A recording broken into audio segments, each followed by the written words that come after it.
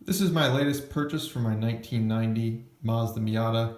The early Miatas didn't have a lot of structural rigidity due to a lack of bracing, and you definitely notice it if you upgrade your suspension, springs, and shocks. So what you want to do is get as much bracing in the suspension as you can.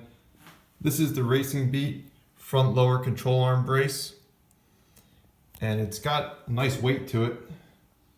It's around just over 2.5 inches wide and just over 25 inches long.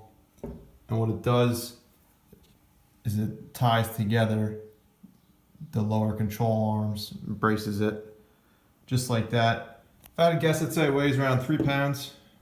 And again, it seems like a very good piece to have in the car. And I've read that even Keith Tanner from Flyin Miata recommends these for the early NA6 cars. There wasn't too many reviews online or on YouTube, so I figured I'd make a short video.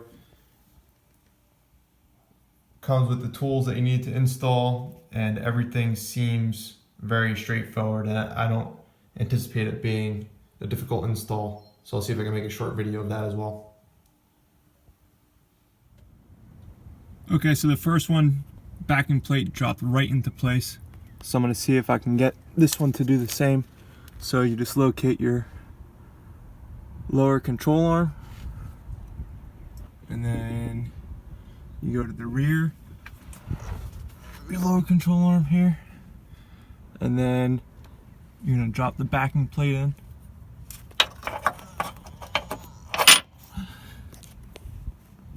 And then, as you see, the holes should be pretty close to being lined up.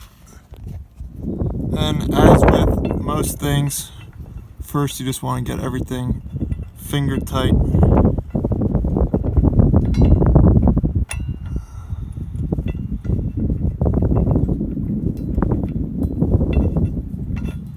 And eventually you'll feel it start to bite. Once everything's finger tight, you can start snugging everything up.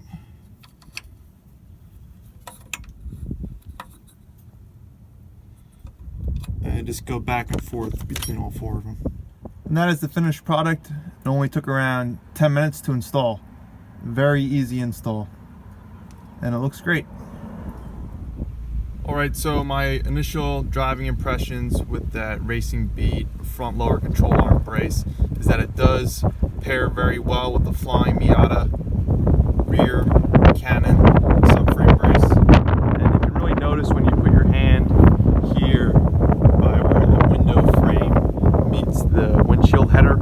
There used to be a lot of chassis flex and twist that you'd be able to feel coming through the frame.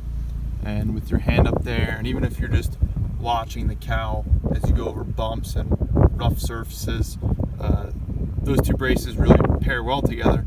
And that front brace was amazingly easy to install. Paid around $130 for it, which I think is priced just about right. And I recommend starting with those 2 braces and then seeing how you feel about the chassis stiffness before upgrading to the Flyin Miata frame rails and butterfly brace. And that's what I plan on doing next.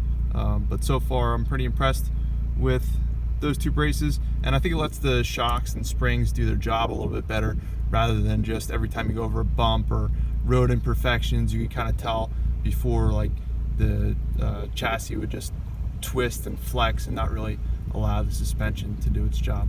So if I was to do it again, I would make sure that those braces were in place before upgrading the suspension. This way, you know, when you do upgrade the suspension, it's able to do its job.